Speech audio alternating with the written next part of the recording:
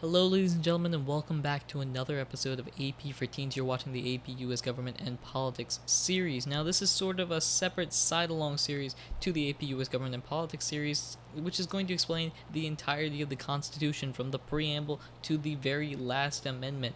And we're going to be discussing this mainly because of how broad and how important this is, not just for AP US Government and Politics, but for all sorts of things related to the United States. So today we're going to be talking about Article 1, however you want to write it, and the things that go before Article 1. So let's get started. In the last video, we talked about a bunch of different things. We talked about the amendment process, informal changes to the Constitution, the unwritten Constitution, and state and local governments. So if you wish to see that video, go ahead and click the annotation box that's listed right there. Click on that link for that video and you will be able to get all of this information and more.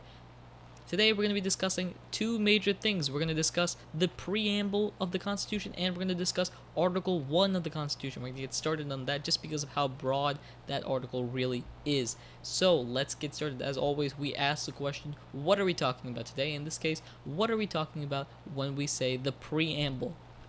You can see it listed right there, the preamble of the Constitution in its entirety. Now, you may know the preamble because of songs or because of a video that you've seen before.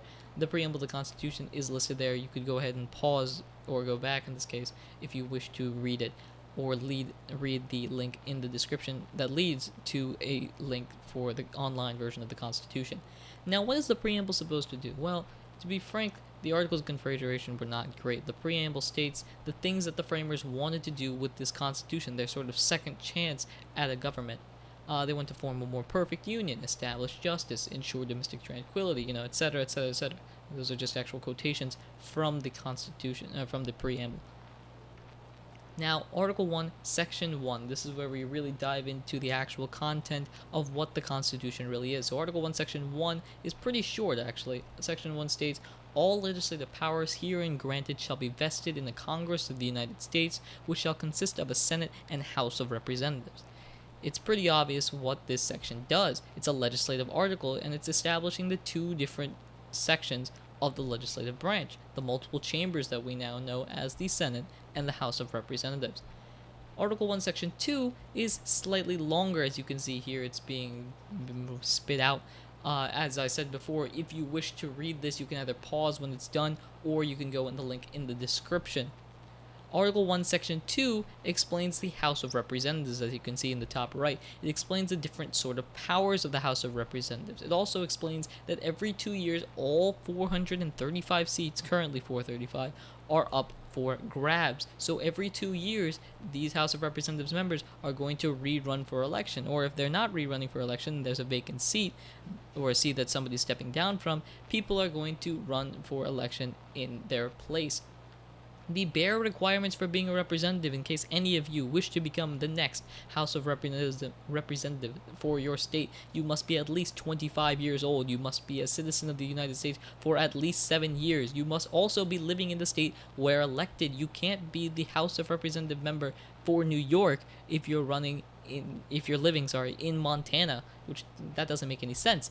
The allocation of representatives also is explained in this section, with all the problems that follow with the 3/5 compromise and the whole issue of whether a slave is a real person to begin with.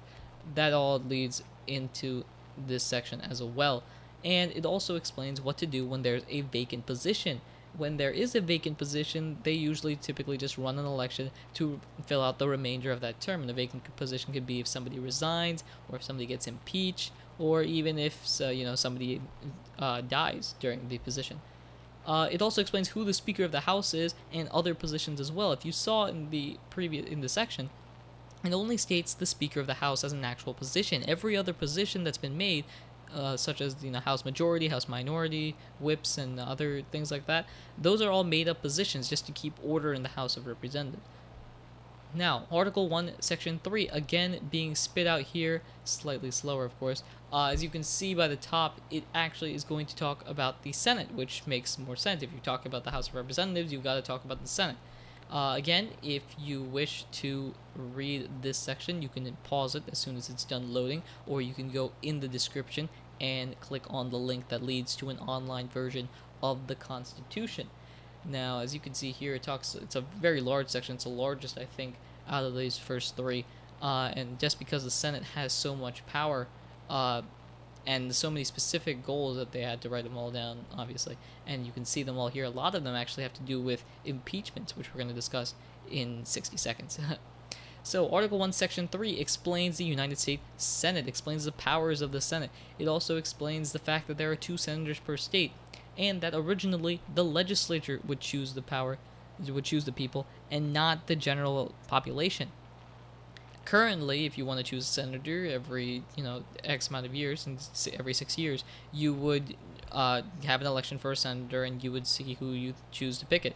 But originally, the legislators would choose it because they determined that the people would choose the House of Representatives, and the legislators would choose the senators to make it a balance between the population and the government choosing the people that choose the legislation. Now, of course, that leads to problems, and eventually an amendment was created to modify that to make both senators and the House of Representatives chosen by the people. It also explains the fact that each senator has a 6-year term, and it explains the separation of senators, as 1/3 of each senator group, I guess you could say, are up for election every 2 years. So every 2 years, you're going to see a senator up for election. There are going to be senator elections throughout the country. However, it may not necessarily be in your state, or it may not be your senator. It also explains how to replace empty seats, similar sort of idea. Somebody fills in for the remainder of the term. The rules to be senators are pretty simple. You must be at least 30 years or older.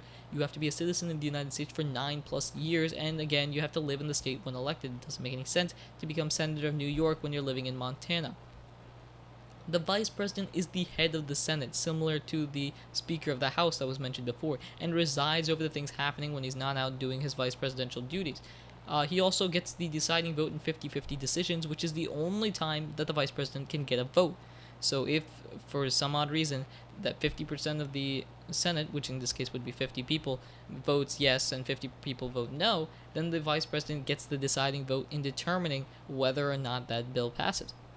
The Senate also gets to choose the other officers, including the President pro temp, which is the position of the person that fills in for the vice president when the vice president is off doing his vice presidential duties.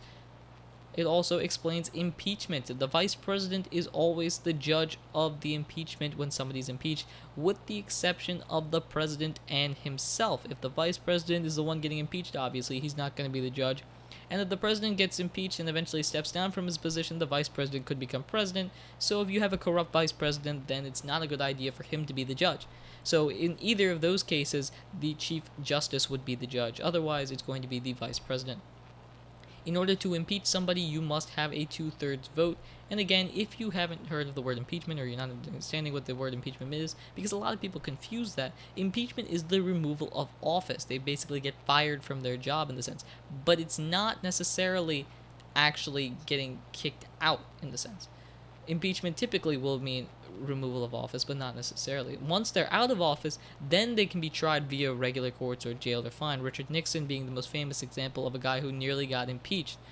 He actually, did the Watergate scandal, and issues happened with that, and had he not resigned, he probably would have been impeached. And once he was impeached, then the FBI could track him down and jail or fine him if they believed that he made a wrong decision, which most people believe. That's actually going to be it. We've talked about the first 3 sections of the Articles of Confederation. Thank you very much for watching. Subscribe, leave a comment, follow me on any social media, and I will see you next time, everybody. Take care.